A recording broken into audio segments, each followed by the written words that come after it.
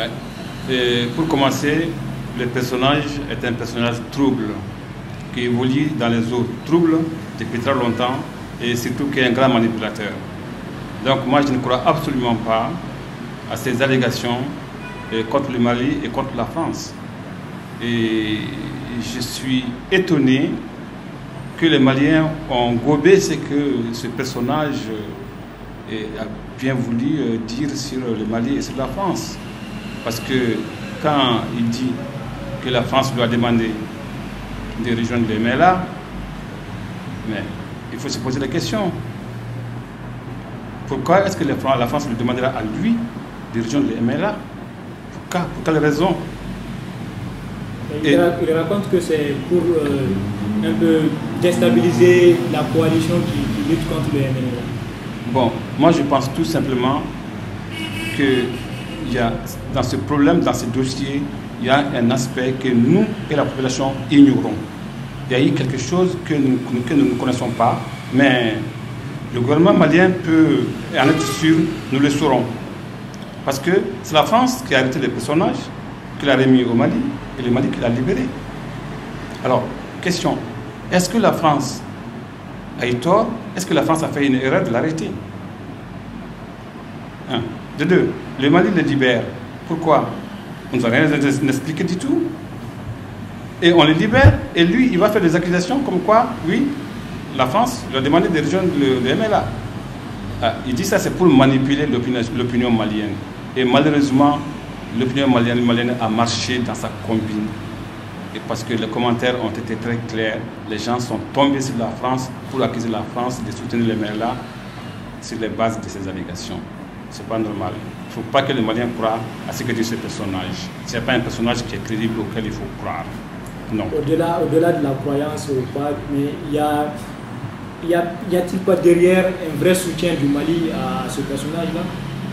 Parce que arrêté par la France, libéré par le Mali, sans qu'il y ait... le Mali ne s'est pas interrogé en réalité si toutefois il a fait des délégations ou pas lorsqu'il était du Moujao. Parce qu'il n'a jamais nié appartenir au Moujao avant. C'est une très bonne question. Et les populations de Gao le connaissent très bien. Ils le connaissent à travers la police islamique à Gao. Ce personnage a commis beaucoup de crimes. Il a causé beaucoup de souffrance à la population. Et si le gouvernement trouve les moyens de le libérer, il lui laisse aussi la parole que lui va dire que c'est à cause de la France qu'il lui demande de rejoindre les MELA et que les Maliens croient à ça. Moi, je suis vraiment désolé. Il ne faut pas le croire. Pas du tout. Et le gouvernement malien, il aura des comptes à rendre aux Maliens parce que nous ne comprenons pas que ce type-là soit libéré. Et cette manière d'agir du gouvernement peut être assimilée aux manigances de l'ancien régime, les faits que les Maliens même ont dénoncés au lendemain du coup d'État, c'est-à-dire le soutien des autorités aux différents groupes armés du Nord.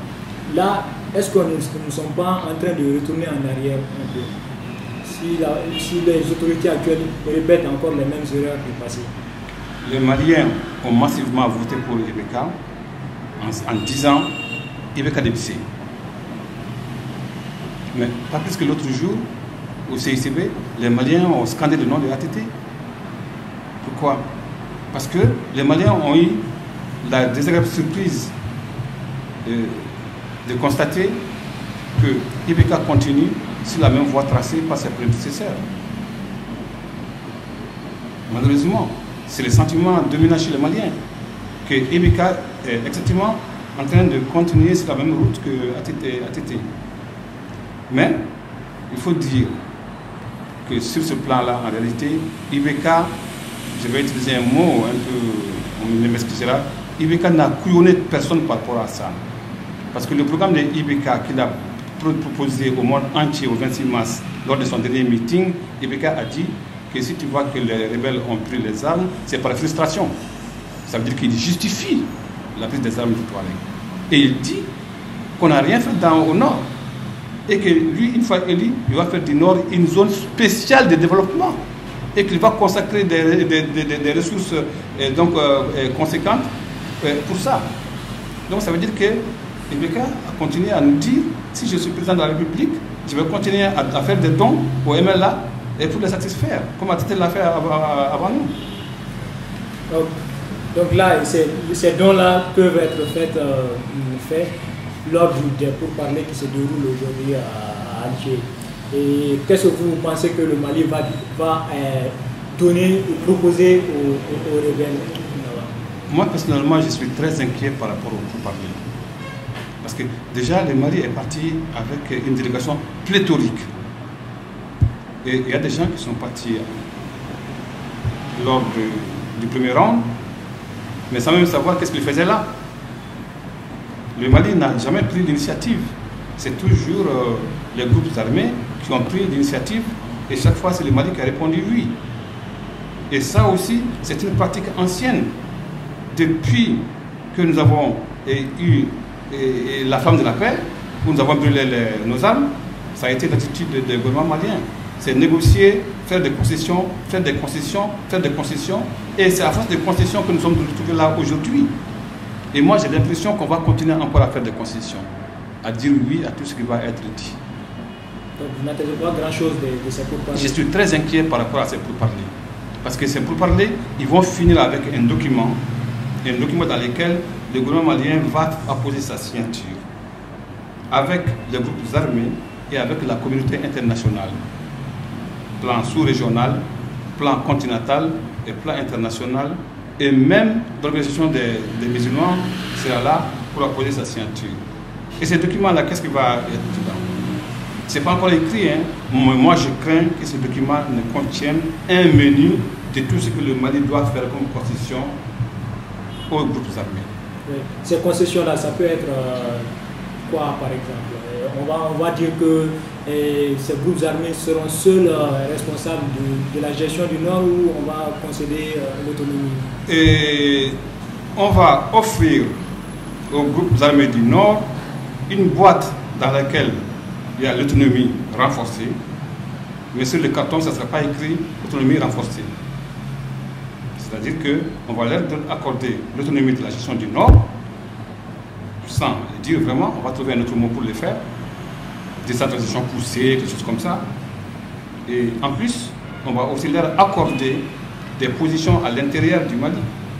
Ça veut dire qu'ils vont gérer seuls leurs eaux, sa richesse, et ils vont partager le Mali avec nous. Et si on ne fait pas attention avec le temps, en partageant le Mali avec nous, ils vont avoir encore l'appétit et ils vont encore continuer. Donc moi je suis inquiet, je ne suis pas optimiste par rapport au pourparlers qui se présente. Oui. Et comme frein à ces séparatistes, beaucoup d'analystes voient que le Mali et les autorités maliennes sont en train de former d'autres groupes, de les mener aux discussions à Alger et de faire en sorte que ce soit des interlocuteurs en face, alors que ce sont des groupes qui sont ouvertement alliés au gouvernement malien. Cela ne vous inquiète pas que le Mali crée des groupes armés encore en plus de l'armée malienne? Là aussi, nous pêchons dans des eaux troubles. Le gouvernement malien pêche dans des eaux troubles. Pour la première fois de l'histoire des rébellions et du Mali, nous voyons une formation rebelle qui porte le nom d'une tribu. C'est la première fois. Et en plus, on nous présente ça comme si c'était des alliés du Mali. Mais moi, je lui demande à savoir, qu'est-ce que ces gens ont fait pour qu'ils méritent le qualificatif d'être amis du Mali? Qu'est-ce que le colonel Gamou a fait, puisqu'il fait partie de ce... a fait pour montrer qu'il est l'ami du Mali? Moi, j'attends de voir comme il le prouve. J'attends de le voir. Je me demande à quel jeu le gouvernement malien joue. Et malheureusement, c'est les autorités maliennes, une fois de plus, le pouvoir actuel continue sur la route tracée par ses prédécesseurs, à savoir ne pas parler aux populations, ne rien nous dire.